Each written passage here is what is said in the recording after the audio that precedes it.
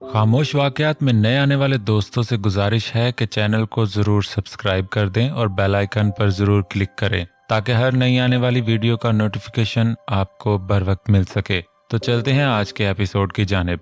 और मैंने दादाजी से तुम्हें अपने पास लाने की जिद की, जिस पर दादाजी ने मुझे बहुत डांटा और बोला कि तुम पर मेरा कोई हक नहीं बनता, मैं तुम्हें अपने पास नहीं ला सकता। उस दिन सारी रात सोचने के बाद मुझे एहसास हुआ मैं गलत था। अगर मैं अपनी फैमिली की यादों में पागल होता जा रहा हूँ तो इसका ये मतलब बिल्कुल भी नहीं है कि मैं किसी और की बेटी को उससे जुदा करूँ। फिर एक दिन दादाजी मुझे जर्मनी ले गए मेरे दिमागी इलाज के लिए। दादाजी ने बोला मेरे जिंदा रहने के चांसेस बहुत कम हैं, लेकिन मुझे खुदा पर यकीन था। मुझे यकीन था इन जालिमों को उनके अंजाम तक पहुंचाने से पहले मुझे कुछ नहीं हो सकता, और वैसा ही हुआ।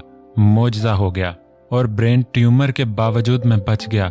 2 साल बाद एक बार फिर मैं अपने मिशन पर निकला। मुल्क मुल्क घूमा क्योंकि वो सब लोग पाकिस्तान छोड़कर जा चुके थे। कई बार मुझे पाकिस्तान भी आना पड़ा और उसी वक्त मेरी नज़र तुम पर पड़ी। इस वक्त तुम कॉलेज ड्रेस में 2 पोनियां बांधकर च्युइंगम चबाते हुए स्कूल बैग से ही किसी की धुलाई कर रही थी। मुझे इस वक्त तुम बहुत अच्छी लगी। तुम्हारी मुस्कुराहट में जिंदगी की रमक थी। तुम्हें मुस्कुराता देखकर मेरा भी दिल किया मैं भी मुस्कुराऊं। तब से मैंने तुम्हारे मामूलात के बारे में जाना। जब तुम अपने दादाजी के साथ पार्क में जाकर राउंड लगाने की रेस लगाती और चीटिंग करके जीतती, तब मेरा दिल करता मैं भी हंसूं। तुम्हारे ही बेंच के दूसरी तरफ बैठकर मैं तुम्हारी और दादाजी की ऊट पटांग बातें सुनता और मेरा दिल करता मैं सारा दिन यहीं बैठा तुम्हें सुनता रहूं। मेरे दादाजी भी सारा दिन घर में अकेले बैठे रहते थे। उन्हें भी कोई चाहिए था जो इसी तरह उनसे बातें करे। दादाजी को फैमिली की ज़रूरत महसूस होती थी और मुझे तुमसे मिलने के बाद ये दुनिया हसीन लगने लगी। जब जब मैं इन लोगों के बारे में सोचता तो मेरा दिल खून के आंसू रोता, लेकिन जैसे ही तुम्हारा ख्याल आता मैं पुरसकून हो जाता। धीरे धीरे मुझे समझ आया मेरी ज़िंदगी में, मेरे दिल में तुम्हारे लिए शायद बहुत ख़ास जगह बन गई है। उस दिन के बाद मैंने तुम्हारी तस्वीरें कलेक्ट करना शुरू की। जब जब तुम मेरे पास नहीं होती थी मैं इन तस्वीरों में मुस्कुराती जिंदगी को देखता। सारे गम कुछ पल के लिए दूर भाग जाते, लेकिन अपने मकसद को अंजाम देना भी बहुत जरूरी था। तभी दुराब और जरियाब की तलाश में मुझे लंदन जाना पड़ा। उस वक्त मेरी मुलाकात लीजा से हुई, जो कुछ मुलाकातों के बाद मुझसे मोहब्बत की दावेदार थी। सबसे पहले तो वो मेरे दुश्मन की बेटी थी, दूसरा वो लड़की ठीक नहीं थी, और इन सबसे पहले उसके लिए ही नहीं बल्कि शायद किसी भी लड़की के लिए मेरे दिल में कोई जगह न बची थी, क्योंकि यह दिल तो तुम्हारा असीर हुआ था। उसमें सिर्फ तुम्हारे लिए जज्बात उमड़ते हैं। ये दिल तुम्हें अपना बनाने, अपनी जिंदगी में शामिल करने की जिद कर बैठा था। इसी घर से मैं पाकिस्तान आया और दादाजी के साथ तुम्हारे घर में आन बसेरा किया। लेकिन पाकिस्तान आने का दूसरा मकसद उन लोगों को जहन्नम वासल करना भी था। उस तय खाने में तुम वो पेंटिंग देख चुकी होगी। हाँ, वैसा लिबास पहनकर मैं ही जाता हूँ। मैं ही उन लोगों को किडनैप करता हूँ। मैं ही उन सब पर तशद्दुद करता हूँ। मेरी वजह से ही वो लोग मौत के मुंह में गए हैं। लेकिन मैंने इन सबको नहीं मारा। उन सबको इन लोगों ने मारा है जिन जिन लोगों के साथ वो लोग पहले ही बहुत ज्यादतियां कर चुके थे। मैंने जो कुछ भी किया अपनों के लिए किया। मैं नहीं देख सका कि मेरे घर वालों को जिंदा दरगो करके ये लोग हंसी खुशी रहें। मुझे नहीं गवारा गुजरा। मेरे बाबा बेकसूर होकर भी मौत की नींद सुला दिए गए, और ये लोग कसूरवार होकर भी जिंदा रहकर इस धरती का बोझ बढ़ाएं और मेरी तरह दूसरों की फैमिलीज को भी बर्बाद करें। ये मेरी जिंदगी की सच्चाई थी। अब ये तुम पर है, चाहे मुझसे नफरत करो या मोहब्बत। लेकिन मुस्तफ़ा शाह ने हमेशा तुमसे मोहब्बत की है। जानता हूँ जो भी मैंने किया वो कानून के खिलाफ था, लेकिन जहाँ बात अपनों की आ जाए वहां फिर कानून की किताब बेकार हो जाती है। जब इंसान के रखवाले किसी का घर उजाड़ने निकल पड़े तो मुझ जैसा इंसान आखिर कौन सा रास्ता इख्तियार करेगा। इससे आगे शायद पूरी डायरी खाली थी। एक बोझल सांस खारिज करके उसने डायरी बंद करके कुछ पल के लिए आंखें मीच ली। मैं आपसे नफरत क्यों करूंगी मुस्तफ़ा? नफरत मैं आपसे कभी नहीं कर सकती। आपने कुछ गलत नहीं किया। अगर मैं आपकी जगह होती तो शायद इससे भी बढ़कर कुछ करती। आपके ये सारे राज हमेशा मेरे सीने में दफन रहेंगे। आज मुझे मेरे सारे सवालों के जवाब मिल गए और ये भी समझ आ गया हमेशा आप मेरे सवालों को गोल क्यों कर जाते थे? क्योंकि शायद ये दुख ऐसा है जिसे बयान करने के लिए लफ्ज़ों का इंतखाब मुश्किल था। 2 साल बाद। मिशी, यार आ जाओ इधर और संभालो अपने इस शैतान बेटे को। चांद झुंझलाहट के मारे कोई तीसरी बार मिशी को आवाज दे चुका था, लेकिन मजाल है जो उसने एक बार भी जवाब में हूं या हाँ की हो, जबकि 6 माह के अब्रज ने रो रो कर उसके नाक में दम कर रखा था। चांद मलक से एक छोटा सा बच्चा नहीं संभलता, और बातें करवा लो। मिशी ने आते ही उसे सख्त सुस्त सुनाई। जहां मिशी की आवाज पर सेकंडों में अब्रज का लाउड स्पीकर बंद हुआ, वहीं चांद का मुंह बन गया। चांद, आप क्या करते हैं इस मासूम के साथ?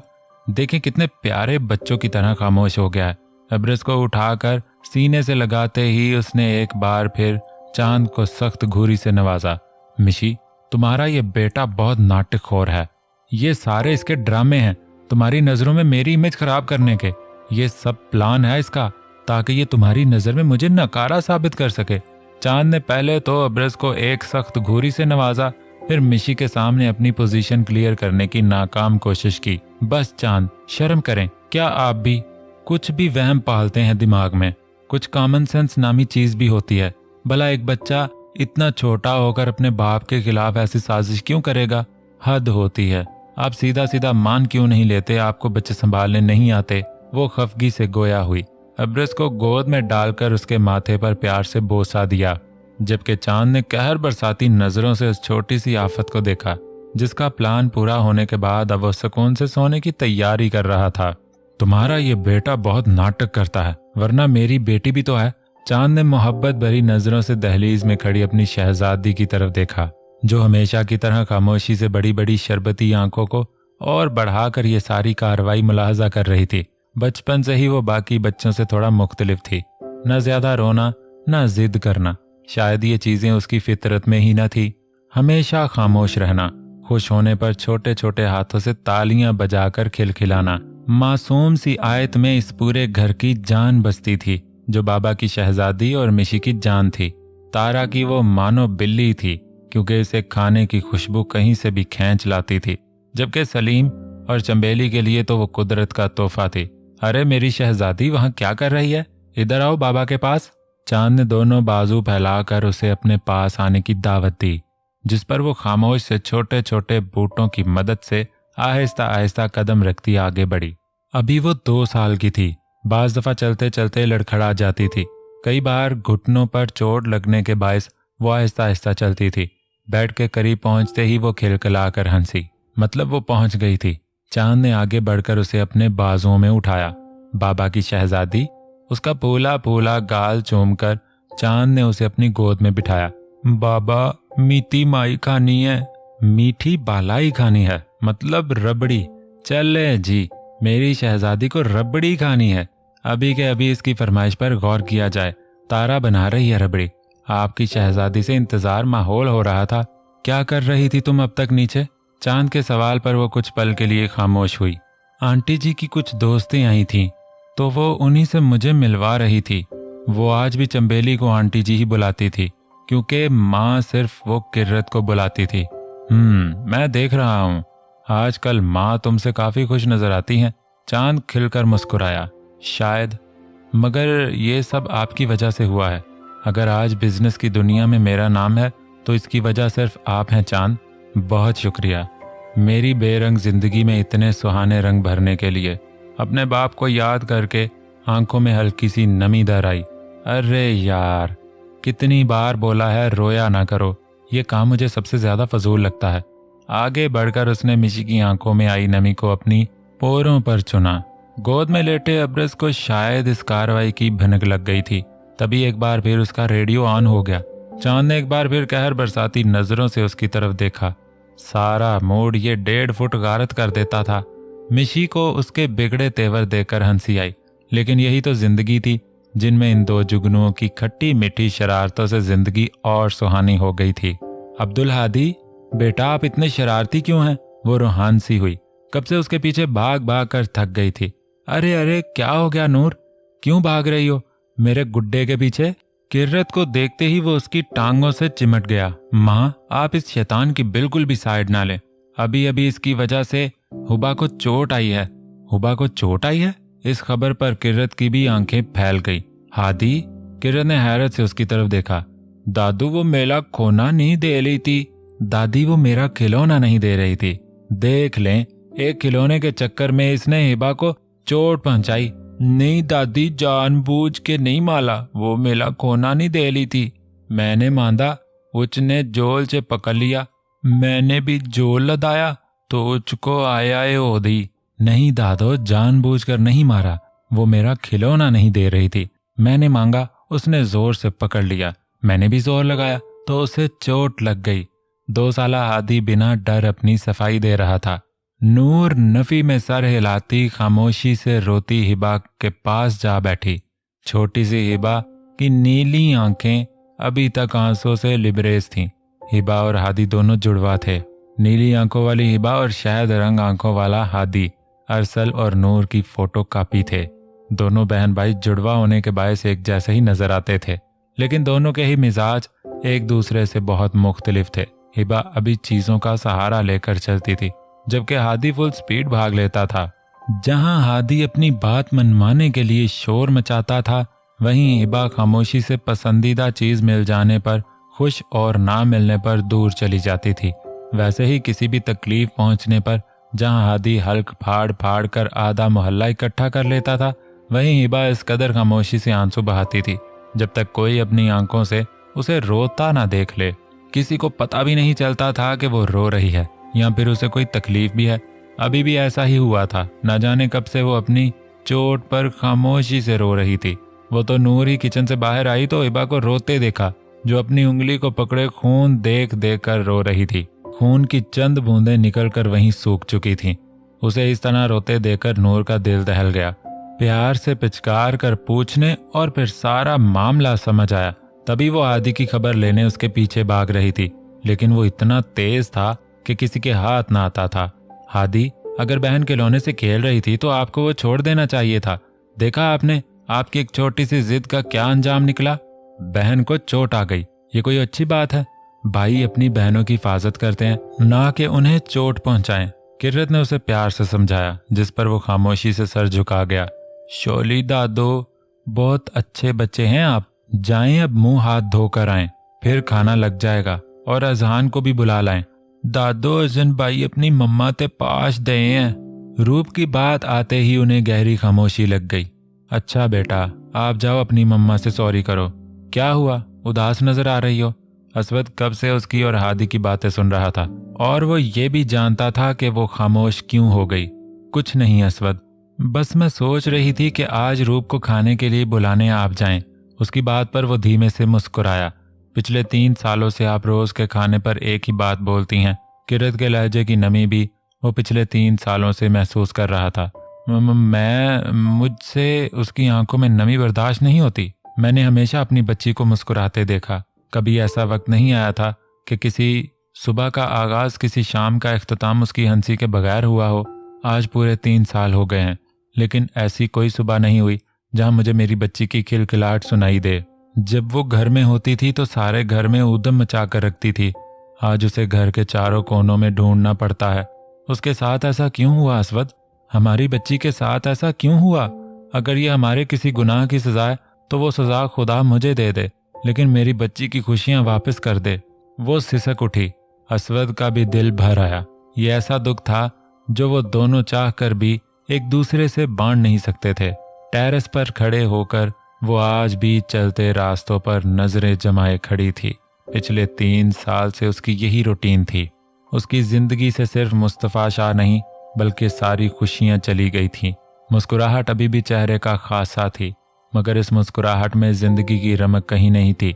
सब कहते हैं आप नहीं रहे शाह, मगर मुझे ये हवाएं कहती हैं आप यहीं कहीं हैं, मेरे आसपास, बस मुझे नजर नहीं आते। आप आ जाएं प्लीज, मुझे आपसे बहुत कुछ शेयर करना है। आप जानना चाहते थे कि मैं आपके लिए क्या महसूस करती हूँ। मुझे आपसे बहुत शदीद मोहब्बत हो गई है, तो क्या आप मेरा इजहार मोहब्बत सुनने भी नहीं आएंगे? ख्यालों की दुनिया में ही वो अपने शाह जी से मुखातिब थी। आंखों में नमी ने तो 3 साल से बसेरा कर रखा था, लेकिन जब जब उसकी यादें जोर पकड़ती थी, ये नमी आंसुओं का रूप इख्तियार कर लेती थी। मम्मा, दो नन्हे नन्हे हाथों ने उसके बाजू को पकड़कर जोर से हिलाया तो ख्यालों की दुनिया से बाहर आई। मम्मा, अजहान ने तीसरी बार अपनी माँ का हाथ हिलाया। खाना खा लें। वो हिबा, हादी, अब्रज, आयत सबसे बड़ा था, लेकिन जुबान में ततलाहट अभी भी मौजूद थी। मगर वो आहिस्ता आहिस्ता इस तरह बोलने की कोशिश करता ताकि हर अल्फाज बिना लचक के अदा कर सके।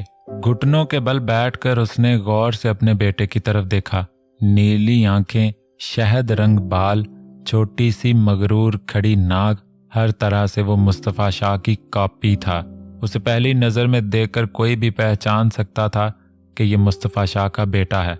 मम्मा, मेरा बर्थडे है, पापा आएंगे? आस भरी नज़रों से उसने अपनी माँ की नम आंखों की तरफ देखा जो हैरत से गुंग बैठी थी। आपको किसने बताया आपका बर्थडे है? खुद को कंपोज करके वो बात घुमा गई। दादा ने बोला। तो फिर आपने क्या सोचा, पार्टी करें? आपके सारे दोस्तों को बुलाएंगे? उसके सवाल को सिरे से ही नज़रअंदाज करके अजहान को गोद में उठाया और तेजी से सीढ़ियां उतरकर डाइनिंग टेबल पर आ बैठी। ये दुबई के प्राइवेट अस्पताल का मंजर था, जहां एक नालियों में जकड़ा वजूद मसनूई ऑक्सीजन के जरिए जिंदा था। सर, ग्लास डोर के पार से एहसन ने अपना जख्मजदा हाथ शीशे के दरवाजे पर रखा। ओए बेकारी, निकलो यहां से। वहां आस पास कोई उस पर चीखा था, लेकिन उसे कुछ सुनाई ही कहां दिया था।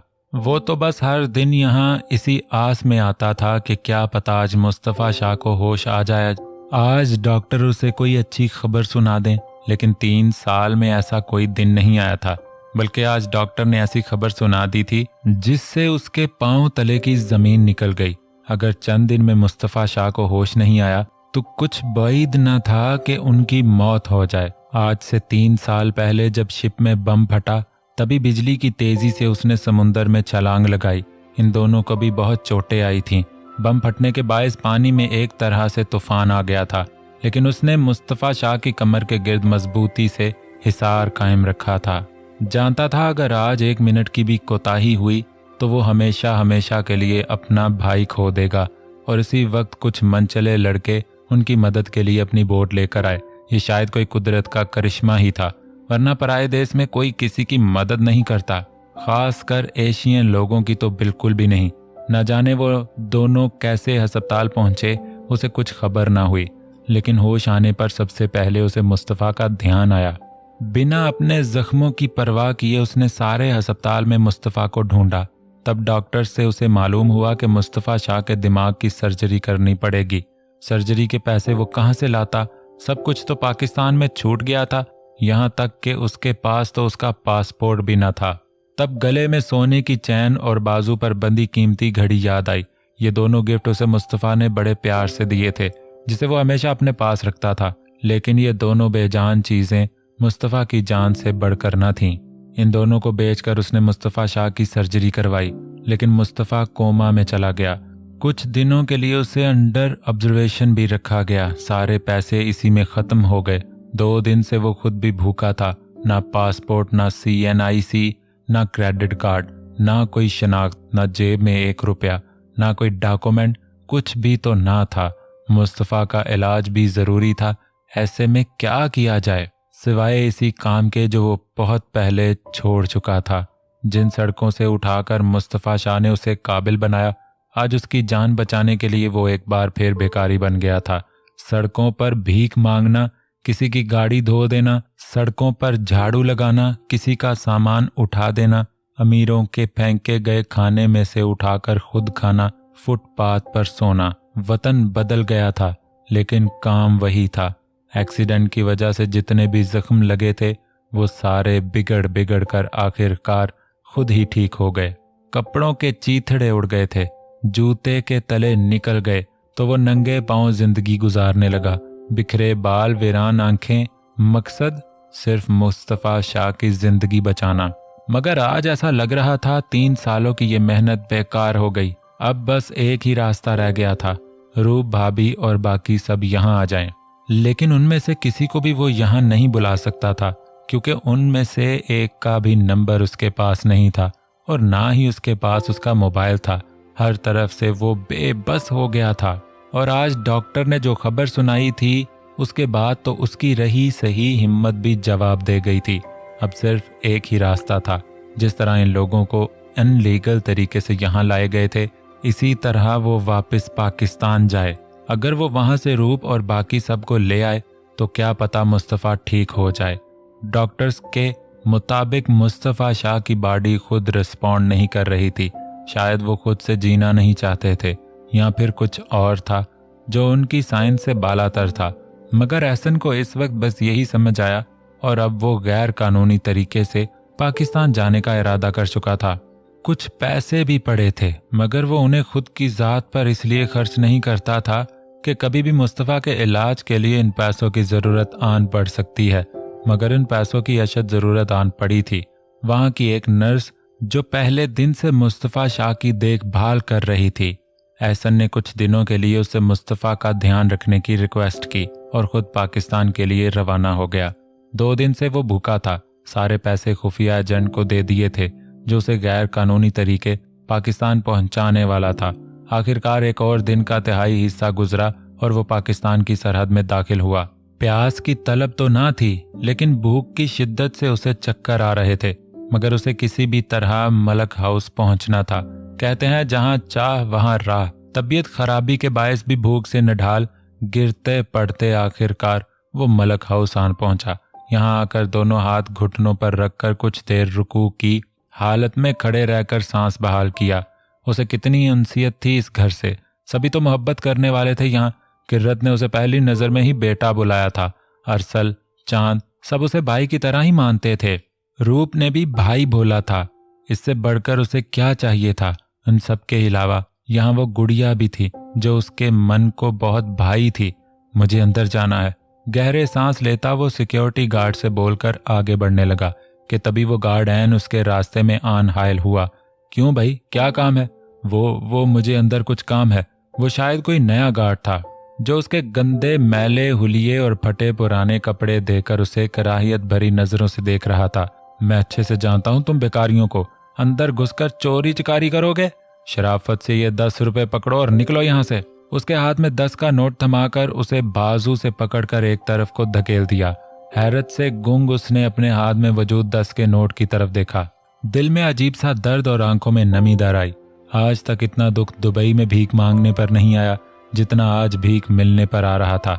नहीं भाई, आप गलत समझ रहे हैं। मैं भिखारी। चलो निकलो यहाँ से।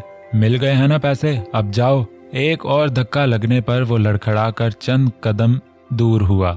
आप मेरी बात सुने 1 मिनट। मैं बहुत मुश्किल से यहाँ तक पहुँचा हूँ। मेरा अंदर जाना बहुत जरूरी है। किसी की जिंदगी और मौत का सवाल है।